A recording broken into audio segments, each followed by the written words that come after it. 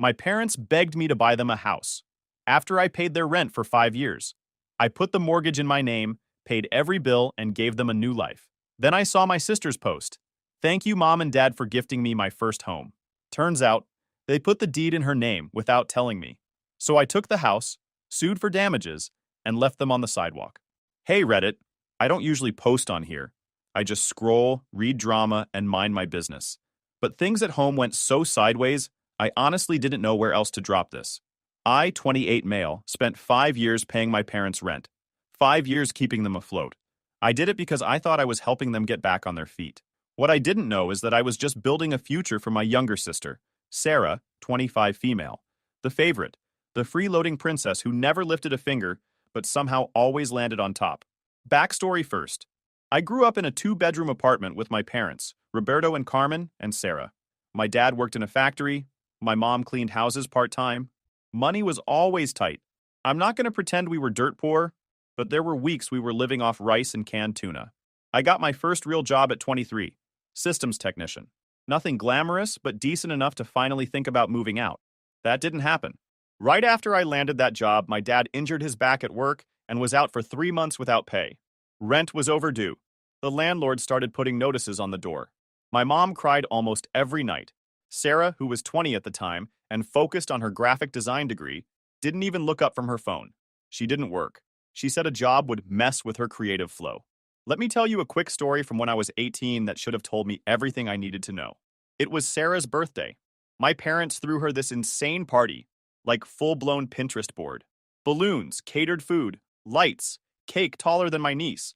They invited her friends, bought her a MacBook for school, and even rented one of those dumb little photo booths for Instagram.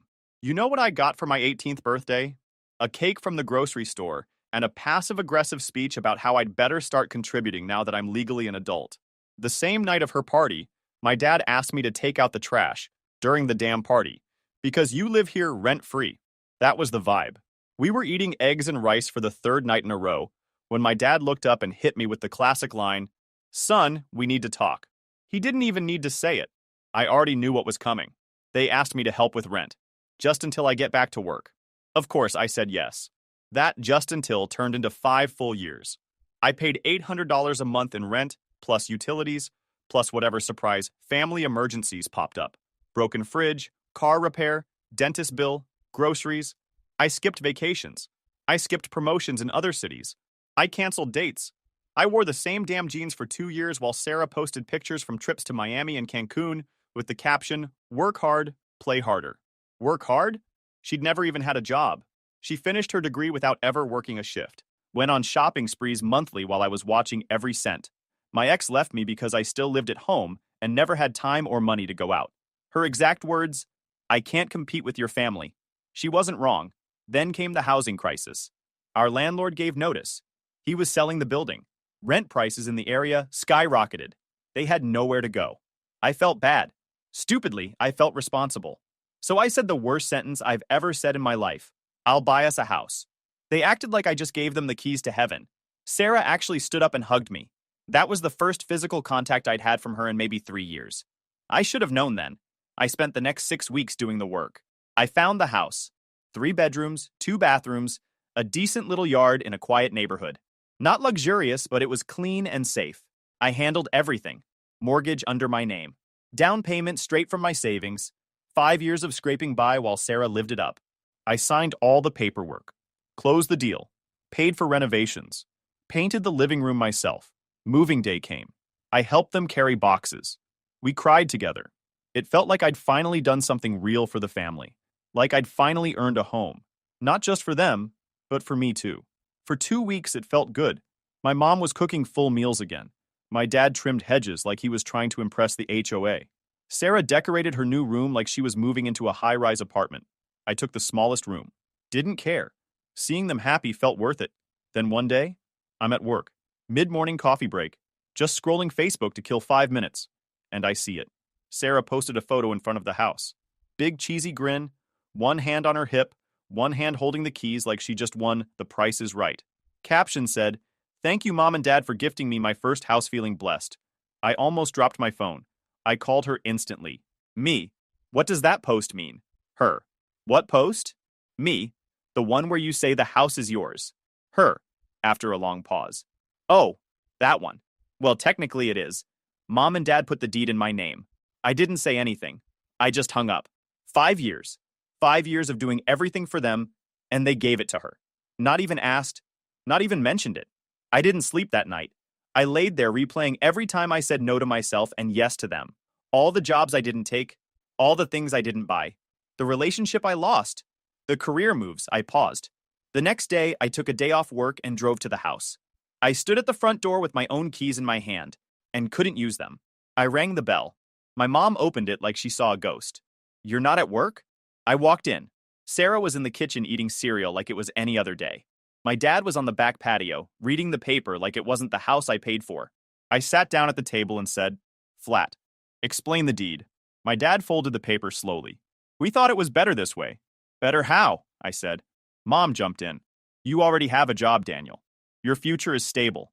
Sarah needs stability. She's never worked a day in her life." Sarah looked up from her cereal. "That's not true. I did internships. Unpaid. 2 months." I looked at my dad again. "You think I'm established? I live in a 10x10 room with cardboard walls and no lock. I've given you 5 years of my life, and you gave her my house." Silence. Thick silence. That's when my mom said it. "We didn't steal from you. We just planned for the family." That's when I realized this wasn't an accident. It was a plan, and I was never part of it. I didn't slam the door when I left. I didn't yell. I just stood up, walked out, got in my car, and drove off. That's what freaked them out the most. No scene, no fight, just cold silence. For the next 2 weeks, I stayed with Jack, my cousin on my dad's side. Jack's the only one in the family who's never kissed Sarah's ass. He's 2 years older than me, works in HVAC, owns his own place. I told him everything. He just shook his head and said, "They robbed you clean, man." Straight up identity theft with a smile. He wasn't wrong. While I was sleeping on his couch, I pulled credit reports, checked deed transfers, and bank statements. Everything lined up with what Sarah said. The house was legally hers. My name? Wiped clean from the title. Here's where it gets better. The mortgage? Still in my name. Yep. They transferred ownership to Sarah, but kept the loan under me. So I'd still be on the hook if she defaulted. I texted my mom about it. Her reply, "It's temporary, Daniel. Just until she builds her credit." That was the first time I used the words "you people" on my own family. I called the bank. The lady on the line walked me through my options. None of them were great. If I tried to remove myself from the mortgage, Sarah would have to requalify solo. No income, no job history. She wouldn't pass a credit check at Chuck E. Cheese. If I defaulted, my credit tanks. Forever. I scheduled a meeting with a real estate attorney. Told her the whole story. She didn't even flinch. "Happens more than you think," she said. "Parents taking advantage of the responsible kid to prop up the useless one." She pulled the documents. Her exact words after reading them. "They used you like a stepping stone, and now they're standing on your back." We drafted a demand letter that day. While that was in motion, I started noticing weird stuff online. Sarah's TikTok went private. Her Instagram had comments turned off. Facebook? Gone. I figured they were trying to get ahead of the storm. What I didn't expect was what came next. My uncle, Mom's brother, called me. Said he heard from my mom that I was threatening to sue the family over a misunderstanding. I told him it wasn't a misunderstanding. It was fraud. He told me to calm down. Said family's more important than money. I asked him if he'd co-sign a house for me and then hand it over to someone else. Click. My phone didn't stop ringing for days.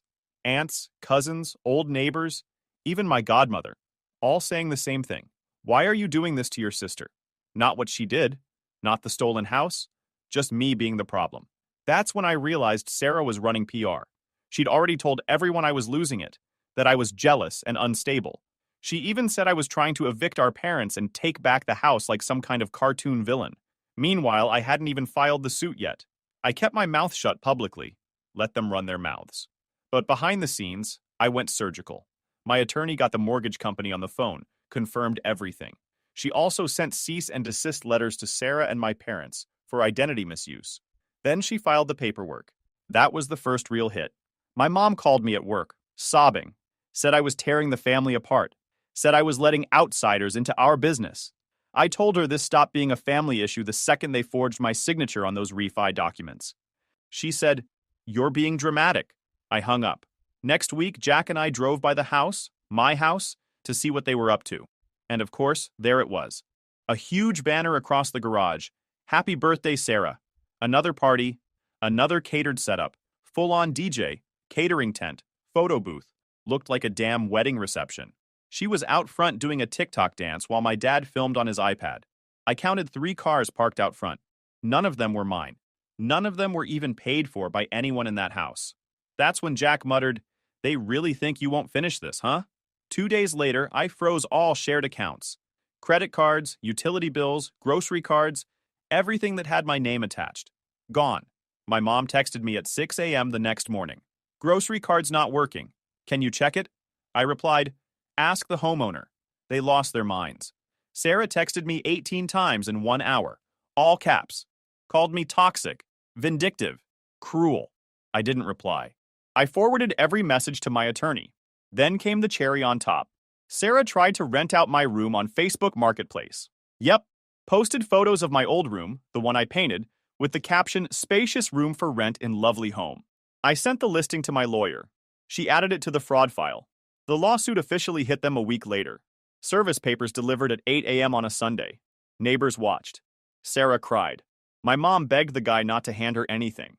My dad tried to slam the door, but the process server just slid the envelope through the gap. Jack and I were down the block in his truck watching the whole thing.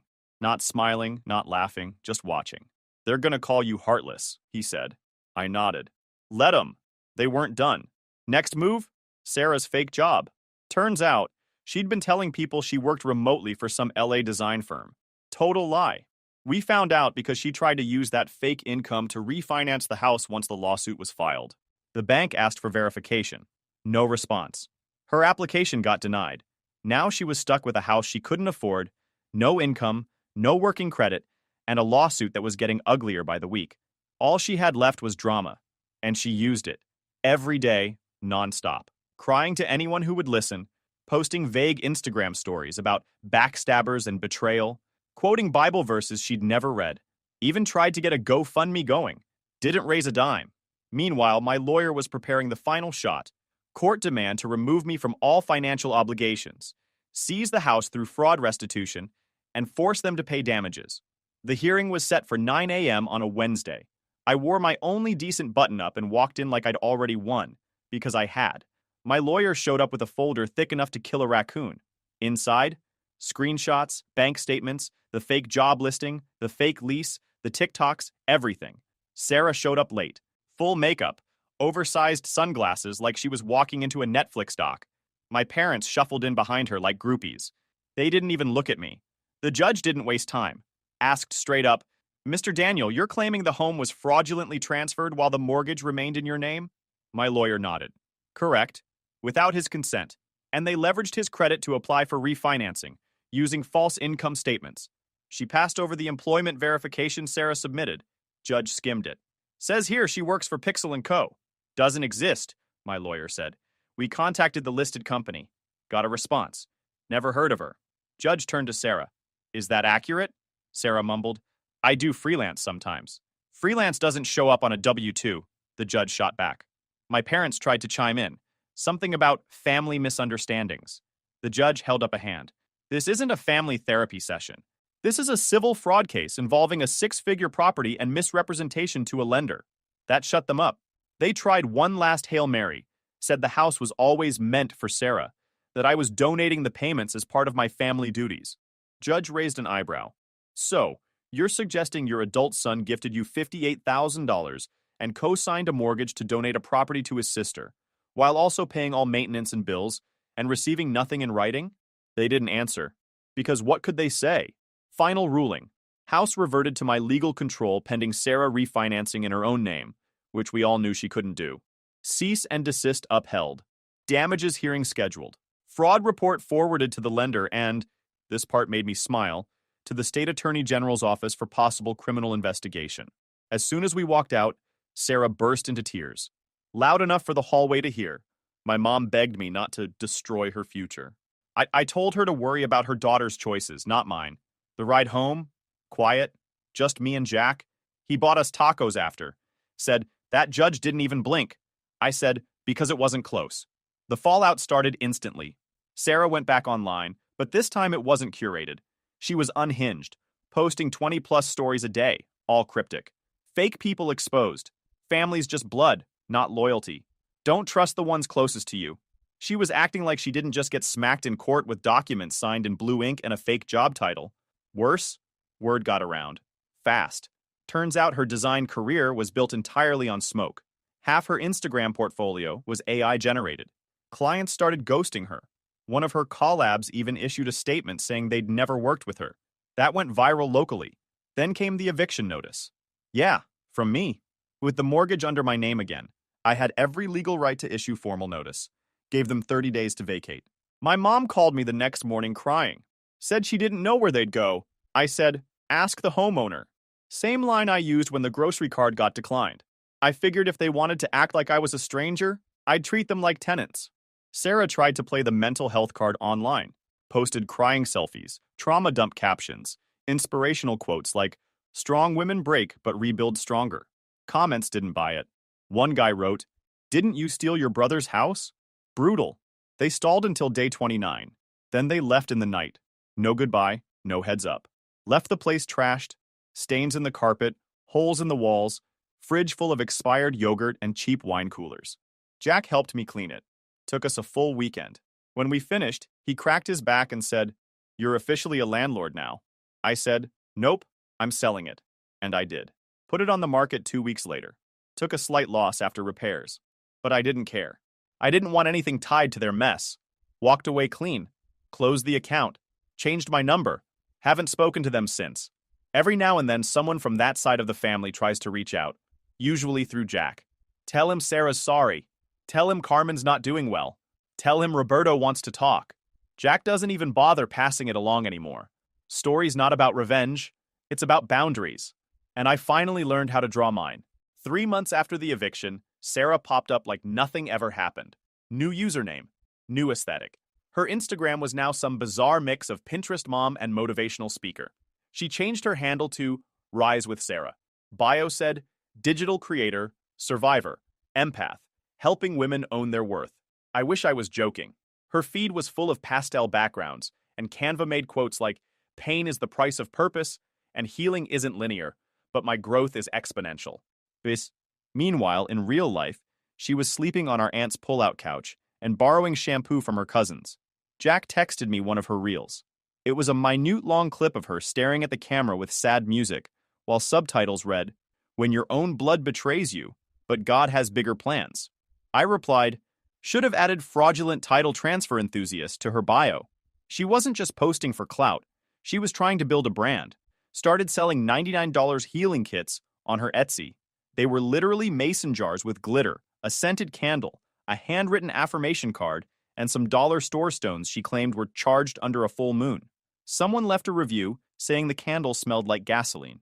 Another one said they opened the jar and found a used sticker from a Marshall's tag, still on the crystal.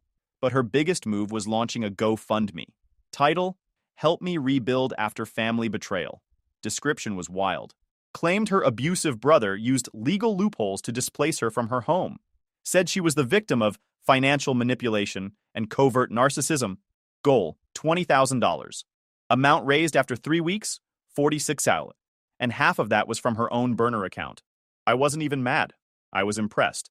That level of self-delusion takes training. Then it got funnier. She tried to apply for a small business grant. Used my old address as the business HQ. The same address she got evicted from. Guess who the verification email went to? Me. I sent the whole packet to the grant committee, along with court documents and screenshots of her fake resume. Got a reply 2 days later. Thank you for your submission.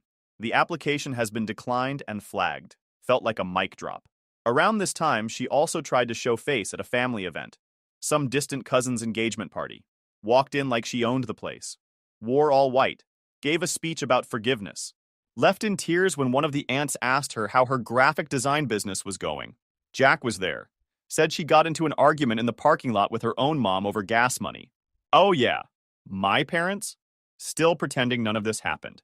Last I heard, they were renting a 2-bedroom near a strip mall and telling everyone they downsized by choice. Carmen supposedly told one of her friends that Daniel's going through something and we're just letting him cool off. Sure, cool off from identity theft, public smear campaigns, and 5 years of financial leeching. Totally normal sibling stuff. Meanwhile, I had peace. Quiet evenings, a new apartment in a better area, paid off my car, took my first vacation in 7 years. Vegas. Blackjack treated me better than my own family ever did. The only thing left was to clean up what was still floating around out there with my name on it. Closed every last joint account. Transferred every utility. Filed for a formal fraud alert on my credit. Even set up a freeze just in case Sarah got creative again. I thought it was done. I really did. Until Jack sent me a screenshot of a Reddit post. Yep, she found Reddit. Posted in one of those relationship subreddits. Claimed she was cut off by her brother after being gifted a house, and that she just wanted to keep the family together. Comments lit her up. One person said, "You sound like a manipulator who finally ran into consequences." Another said, "Your brother's a saint for not pressing charges." She deleted the post in under an hour. That was the final blow. Not legal, not financial, just social. Her story didn't hold up anywhere anymore. Not in court, not in group chats, not even online. She went silent after that, and I kept living. It started with a voicemail from my mom. First one in months. Her voice was soft, the fake concern type, like she was auditioning for a Hallmark movie. "Daniel, I know things have been hard, but your sister's trying. She's really trying. Maybe you two can talk? Just once?" I didn't respond. Next day, my work phone rang. Unknown number. I answered without thinking. "Hey, Daniel, it's me." It was Sarah. First time hearing her voice since the lawsuit. She didn't sound angry or arrogant, just flat, like someone who ran out of charm and excuses. She asked if I could meet her for coffee. Said she wanted to talk like adults. I told her if she had anything to say it through a lawyer. Hung up. She called 3 more times that week, left messages, said things like, "We're family. I was young and stupid. I didn't know the full story." That last one? Hilarious. She was the one who posted the keys on Facebook like she just bought her first condo off Monopoly money. Jack and I figured she had a new angle. Maybe she thought if she cried enough, I'd drop the case. Maybe her new Etsy hustle wasn't paying off. Either way, I wasn't falling for it. Then came the real twist. Carmen ended up in the ER. I got a text from my aunt. "Your mom fainted in church. She's stable but needs rest." Couple hours later, I get a message from Sarah. "I know we're not on good terms, but mom is asking for you. Please come." That one hit different. Not because of guilt, but because I knew the playbook. This wasn't a tragedy. It was a tactic. Jack drove with me to the hospital just in case. I walked into the room, and there they were. Sarah sitting next to the bed with some dramatic shawl over her shoulders, like she was in mourning. Carmen propped up with a tube in her arm, looking way too comfortable for someone who collapsed. Roberto in the corner reading a damn newspaper, like it was a dentist's office. No one said anything for a second. Then Carmen goes, "I knew you'd come." I didn't sit. She said she had low blood sugar, dehydration. Doctor told her to eat more and rest. That's it. A warning, not a crisis. But she kept patting the bed and saying, "Come sit, mijo," like we were going to hug it out and pretend the last year never happened. Sarah stood up and did her best apology attempt. Said she was sorry. Said she missed me. Even cried a little. I watched the whole performance like a dead crowd at a bad play. She tried to hand me a little envelope. Said it was a gesture. Inside? A $50 Starbucks card and a Hallmark card that said, "Families fight, but love always wins." I handed it back. Told them I wasn't there to play happy reunion. I asked if they were dropping the countersuit. Yep, Sarah and Carmen had filed a countersuit claiming emotional distress. Said I was harassing them by seeking excessive legal action for what they claimed was a gift misunderstanding. They both looked away when I brought it up. Carmen said, "We were just scared. Everything moved too fast." Sarah added, "We didn't know what else to do." I said, "You could have not committed fraud. That's usually a solid plan." Roberto finally looked up and said, "It's family business. It didn't need to go legal." I looked him dead in the eye and said, "You forged my name. That's not family business. That's a crime." Then I walked out. Jack followed. 2 days later, their lawyer reached out. They wanted to settle. Offer was weak. Drop the case and they'd return the house.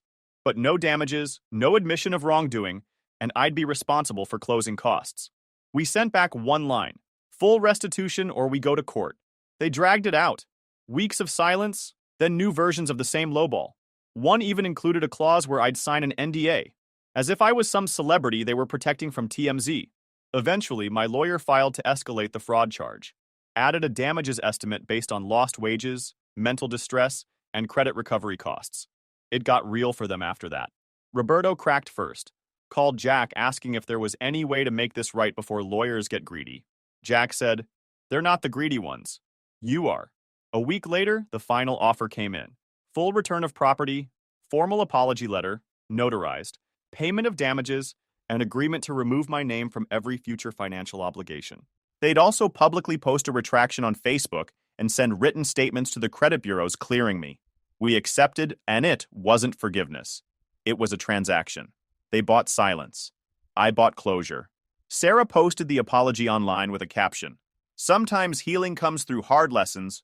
We own our mistakes." Comments were turned off. I printed the apology, framed it, hung it in the hallway of my apartment like a trophy. Jack came over that night, looked at it and said, "So what now?" I said, "Now I live." They weren't done. Not even close. Sarah was the kind of entitled that doesn't just go away when reality punches her in the teeth. Nah, she doubled down. After the lawsuit hit and the refinance got denied, she started unraveling publicly. First, it was those vague Instagram stories. Trust no one. And family will hurt you worse than strangers. Classic fake deep quotes she didn't even understand. I ignored it. But she wasn't just venting, she was scheming. I got a call from a former coworker I hadn't spoken to in over a year. He goes, "Yo, man, your sister just left a 1-star review on our company page calling you a thief." I thought he was joking. He wasn't. Sarah made burner accounts and started blasting me all over the internet. Google reviews, Glassdoor, LinkedIn comments. Everywhere she could drop a lie, she did.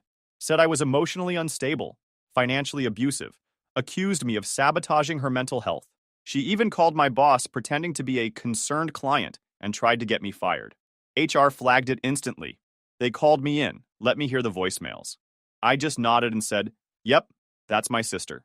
They backed me up hard. Apparently, she tried to impersonate 3 different people, and all of them sounded like her. She didn't even try to disguise her voice. After that failed, she went nuclear on the family angle. Sent a mass email to extended relatives and old neighbors with some long-winded essay about how I'd manipulated her mentally and bullied our parents into silence. Included photos of the house, crying selfies, and a fake screenshot of me admitting I was trying to make her homeless. She forgot to change the contact name. It said Sarah, me, at the top. I didn't reply. I forwarded it straight to my lawyer. 2 weeks later, she started showing up. First outside my office building, just standing across the street with sunglasses and coffee like she was in a Netflix stalker doc. Then she started hitting Jack's house, ringing the doorbell, pounding on it like she was delivering a subpoena. We never opened. She'd just stand there yelling through the door about justice and God seeing everything. Jack called the cops twice, filed for a restraining order. Sarah got served again. That same week, my parents sent me a handwritten letter, like it was 1952 or something. It was 10 pages of guilt, scripture, and begging. "You're destroying your sister's future. You'll regret this when we're gone. You're acting like a stranger to your own blood." I didn't even finish reading it. Jack took it and tossed it in the shredder. Then Sarah's final act of delusion hit. She filed a counterclaim, claimed I committed fraud. She said I coerced her into signing something she didn't understand and used her credit to apply for the mortgage. Her logic made 0 sense, especially since she had no credit, no job, and the mortgage was in my name the whole time. Still, the court had to hear it. My attorney wiped the floor with her. Sarah showed up with a folder of printouts and her witness, some guy she used to date who once installed her cable. He spent most of his time on the stand talking about her kind heart and love for design. The judge looked like he wanted to slap both of them with a textbook. By the end of the hearing, Sarah's story fell apart completely. Judge ruled in my favor again. The counterclaim got tossed, and she was ordered to pay my legal fees for dragging it out. When the ruling came down, she cried in the hallway like she was auditioning for a drama class. Screamed something about me taking everything. Jack and I walked right past her without saying a word. A week later, her Instagram was gone, deleted. Her GoFundMe disappeared too. Last I heard, she moved in with some guy she met through a Healing Crystals Facebook group. My parents moved into a 1-bedroom apartment across town. The house? Back in my name. Clean title. Mortgage paid off early thanks to the damages they owed. I didn't throw a party. Didn't gloat. Just changed the locks, repainted the door, and turned that house into a rental. Every month, that house sends me $2,200 in rent from a quiet young couple who never blast music, never cause drama, and always pay early. It didn't happen overnight, but it happened hard. After the court hearings, the lawsuits, and Sarah's wild downward spiral, their whole fantasy collapsed.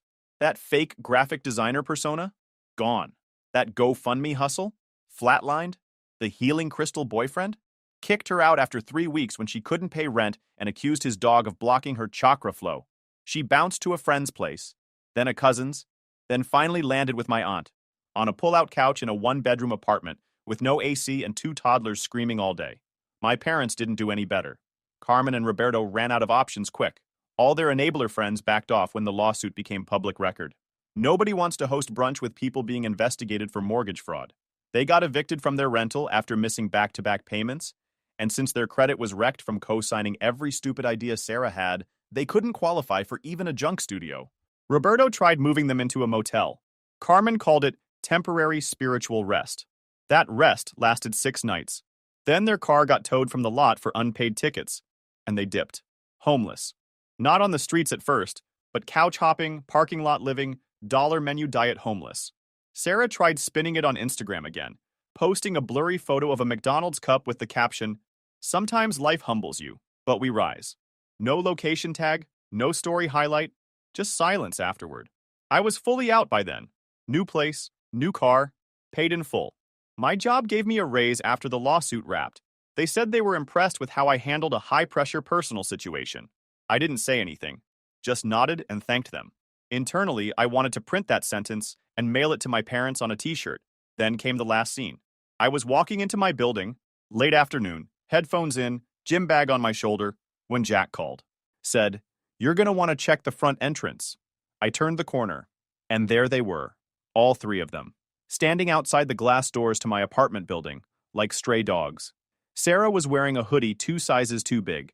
Carmen looked like she hadn't slept in a week, and Roberto was holding a trash bag like it was luggage. Sarah stepped forward first. "Can we talk?" I didn't answer. Carmen chimed in, voice weak. "We just need a place to stay. Just a few days, Daniel. Please." Roberto looked at the floor, then at me, then back at the floor. I pulled out my phone, checked the time, didn't flinch, didn't blink. Then I said, loud enough for them to hear through the glass, "No."